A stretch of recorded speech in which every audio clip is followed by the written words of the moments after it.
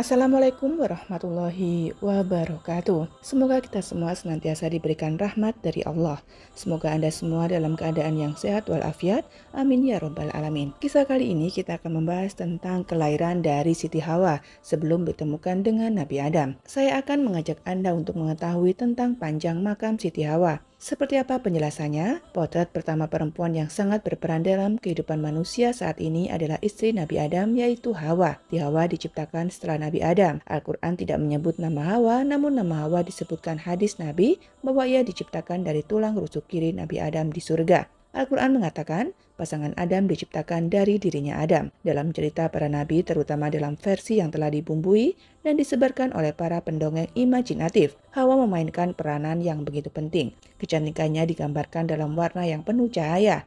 Dia sama besar dan sama eloknya dengan Adam, punya 700 jalinan di rambutnya, dihiasi dengan chrysolite dan wangi kasturi. Kulitnya lebih lembut daripada Adam dan lebih indah warnanya. Suaranya lebih merdu daripada suara Adam. Diceritakan dalam suatu riwayat bahwa Allah berfirman kepada Adam, "Belas kasihku telah kuanugerahkan seluruhnya untukmu dan hambaku Hawa dan tak ada rahmat lain. Wahai Adam yang lebih besar daripada seorang istri yang bertakwa." Ahmad Khalili Jam'a dan Syekh Muhammad bin Yusuf di Masyiki dalam bukunya Istri-istri para Nabi menjelaskan Siti Hawa merupakan ibu seluruh umat manusia. Ia pun seperti ibu-ibu lainnya, mengandung dan melahirkan. Ia adalah istri pertama dalam sejarah. Ia juga perempuan pertama yang melahirkan di muka bumi. Allah berfirman, "Hai manusia, sesungguhnya kami menciptakan kamu dari seorang laki-laki dan seorang perempuan dan menjadikan kamu berbangsa-bangsa dan bersuku-suku supaya kamu saling kenal mengenal." Quran Surat Al-Hujarat ayat 13. Menurut ulama, Hawa selalu mengandung bayi kembar. Hawa melahirkan 40 anak laki-laki dan perempuan dalam 20 kehamilan. Pertama kali Hawa mengandung anak laki-laki dan perempuan. Siti Hawa melahirkan anak kembar bernama Kabil dan saudara perempuannya La'uza. Setelah itu dia melahirkan Habil dan saudara perempuannya Iklima. Anak-anak besar dan tumbuh dewasa dalam asuhan ayah ibu mereka. Menurut sejarawan, Nabi Adam sedih atas kematian anaknya Habil hingga bertahun-tahun. Begitu juga Hawa, dia menjadi ibu korban sekaligus ibu seorang pembunuh pertama di muka bumi. Siti Hawa dan Adam semakin tua.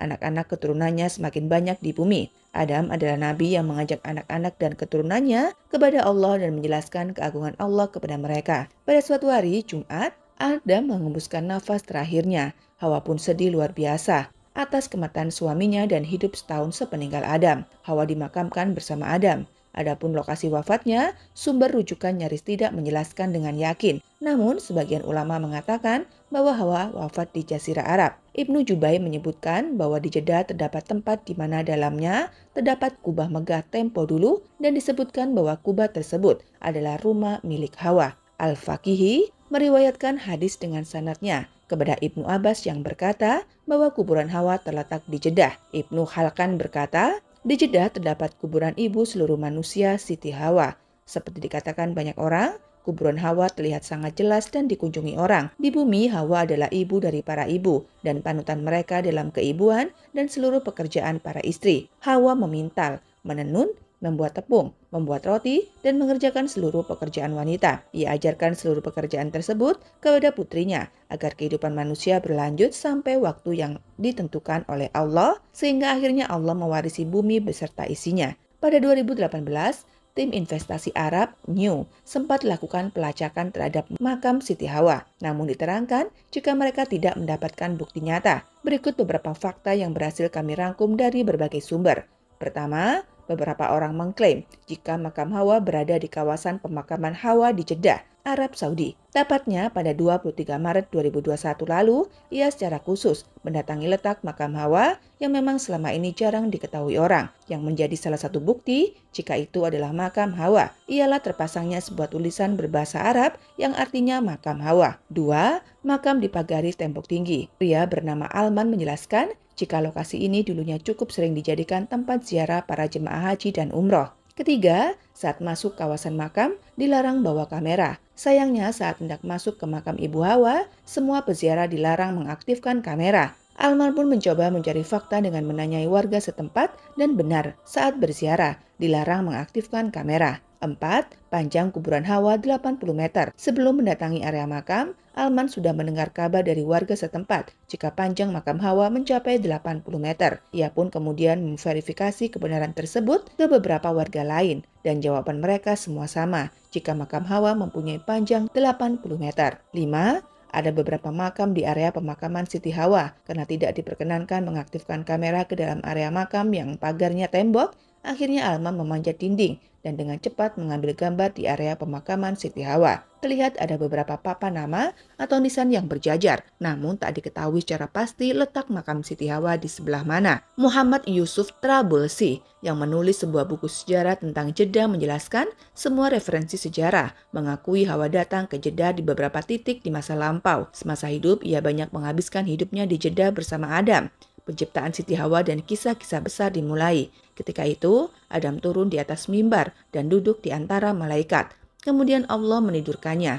Di dalam tidurnya, Adam bermimpi melihat sosok Hawa saat sebelum diciptakan. Kecantikan Hawa membuat Adam jatuh hati. Dalam kitab Ka'as Anbiya Ibnu Katsir dalam hadis tentang Isra Mi'raj, Rasulullah bersabda, "Ketika aku bertemu Yusuf, ternyata ia memiliki separuh dari kerupawanan." Hadis riwayat Muslim. Makna separuh kerupawanan adalah hadis. Itu adalah separuh kerupawanan Adam karena Adam diciptakan secara langsung oleh Allah. Sehingga tak mengherankan bila Adam demikian luar biasa. Nabi Yusuf memiliki separuh dari kerupawanan itu dan tiada satu manusia lain yang menandingi ketampanan mereka. Selanjutnya, Allah menciptakan Siti Hawa yang diciptakan dari tulang rusuk kiri Adam. Hawa memiliki bentuk dan tinggi badan yang sama dengan Adam.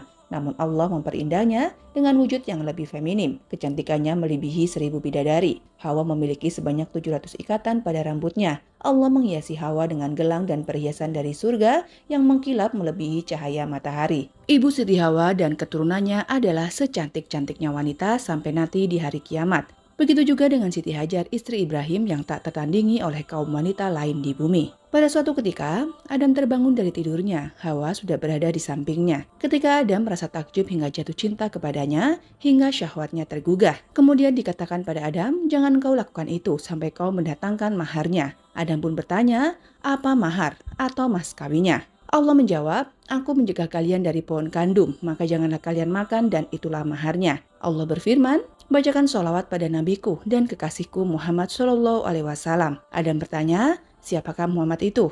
Allah menjawab, "Dia adalah anak cucumu nanti dan dia adalah penutup para nabi. Andai bukan karena dia, aku tidak akan menciptakan makhluk." Penelusuran ayat-ayat Al-Quran dan hadis yang meriwayatkan penciptaan Hawa dari tulang rusuk Adam diperoleh dari hadis. Kata Hawa adalah nama wanita pertama, manusia kedua yang diciptakan Allah. Hawa dianggap sebagai Ummul Bahsar, ibu umat manusia. Secara bahasa, arti Hawa adalah sesuatu yang hidup atau bisa berarti hasrat. Hawa adalah nama yang pantas disematkan karena manusia memang diciptakan berdasarkan keinginan Allah untuk berkembang menjadi banyak demi memakmurkan bumi. Ayat yang mengisyaratkan asal-usul penciptaan wanita adalah, "Hai sekalian manusia, bertakwalah kepada Tuhanmu yang telah menciptakan kalian dari diri yang satu dan darinya Allah menciptakan pasangannya. Dan dari keduanya Allah mengembangbiakan laki-laki dan wanita dan bertakwalah kepada Allah yang dengan mempergunakan namanya kalian saling meminta satu sama lain dan peliharalah hubungan silaturahim. Sesungguhnya Allah selalu menjaga dan mengawasimu."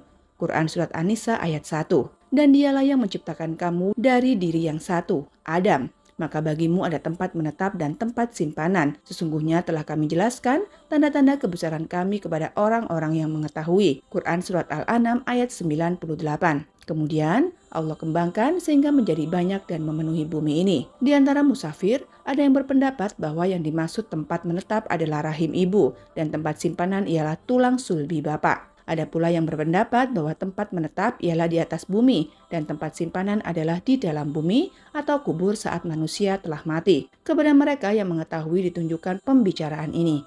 Adapun orang yang jahil lagi keras yang berpaling dari ayat Allah dan dari ilmu yang dibawa para rasul, maka penjelasan tidaklah berguna bagi mereka. Perincian pun tidak menghilangkan sesuatu yang masih samar dan penjabaran pun tidak menghilangkan kemuskilan mereka. Dialah yang menciptakan kamu dari jiwa yang satu, Adam, dan daripadanya dia menciptakan pasangannya agar dia merasa senang kepadanya. Maka setelah dicampurinya, istrinya mengandung. kandungan yang ringan dan teruslah dia merasa ringan beberapa waktu. Kemudian ketika dia merasa berat, keduanya memohon kepada Allah, Tuhan mereka seraya berkata, "Jika Engkau memberi kami anak yang sempurna fisiknya, tentulah kami akan selalu bersyukur." Quran Surat Al-A'raf ayat 189, yaitu Hawa, dia menciptakan kamu dari diri yang satu, Adam. Kemudian darinya, dia jadikan pasangan dan dia menurunkan 8 pasang hewan ternak untukmu. Dia menjadikan kamu dalam perut ibumu. Kejadian demi kejadian dalam 3 kegelapan yang berbuat demikian itu adalah Allah, Tuhan kamu, Tuhan yang memiliki kerajaan. Tidak ada Tuhan yang berhak disembah selain Dia. Maka mengapa kamu dapat dipalingkan? Quran Surat Az-Zumar ayat 6. Wahai semua manusia, yaitu Hawa dari tulang rusuk Adam, agar beliau merasa tentram dan tenang dengannya, dan kenikmatan pun menjadi sempurna dengannya, yaitu unta, sapi, kambing, dan domba. Masing-masing ada jantan dan ada betina. Disebutkan hewan ternak secara khusus, padahal Dia telah menurunkan berbagai maslahat untuk hamba-hambanya, baik berupa hewan maupun lainnya, karena banyak manfaat hewan ternak itu, meratanya maslahatnya, dan karena keutamaannya. Di samping itu, hewan ternak itu dikhususkan dengan hal tertentu, seperti untuk kurban, akikoh, terkenal, zakat, dan diat. Setelah Dia menyebutkan tentang penciptaan Adam dan Hawa, maka Dia menyebutkan awal penciptaan kita, yaitu dari mani menjadi segumpal darah, lalu menjadi segumpal daging. Ketika itu tidak ada tangan manusia yang menyentuh, dan tidak ada mata mereka yang melihat. Dia yang mengurus kamu di tempat yang sempit itu. 3 kegelapan itu ialah kegelapan dalam perut, kegelapan dalam rahim, dan kegelapan dalam selaput yang menutup anak dalam rahim. Para musafir sebelumnya memahami dan meyakini naf wahidah adalah Adam dan zaujaha adalah Hawa. Mereka memahami ayat tersebut berdasarkan pada hadis tentang penciptaan wanita, riwayat Bukhari Muslim, di mana Ibnu Katsir juga mencantumkan dalam tafsirnya. Wanita itu diciptakan dari tulang rusuk, sementara yang paling bengkok itu bagian teratasnya. Jika engkau bersikeras meluruskannya, ia akan patah. Tapi jika engkau membiarkannya, ia akan bengkok selamanya. Maka nasihatilah wanita dengan cara yang baik. Hadis tersebut secara harfiah atau literal, artinya Hawa telah diciptakan oleh Allah dari tulang rusuk. Jumhur ulama berpendapat, Hawa diciptakan dari tulang rusuk Adam saat Adam sedang tidur. Setelah terjaga, ia menjumpai Hawa dan timbul perasaan cinta, sebab Hawa diciptakan dari bagian tubuh Adam sendiri. Penciptaan Hawa dari tulang rusuk Adam adalah menampakkan kekuasaan Allah, yaitu menciptakan sesuatu yang hidup dari benda hidup, yang lain bukan dari cara kelahiran. Pesan penting dari hadis tersebut adalah bukan masalah penciptaan Hawa, namun memerintahkan laki-laki berlemah lembut dalam hubungannya dengan wanita dan lebih bijaksana dalam berinteraksi dengan mereka. Karena kekerasan tidak akan berdampak baik. Demikian juga, jika kamu membiarkannya, maka akan merugikan kedua belah pihak. Perempuan itu seperti tulang rusuk. Jika kamu ingin memperbetulkannya, kamu akan mematahkannya. Jika dianalisa dari segi bahasa, perkataan min dalam bahasa Arab biasanya bermakna dari, tetapi kadang juga bermakna seperti.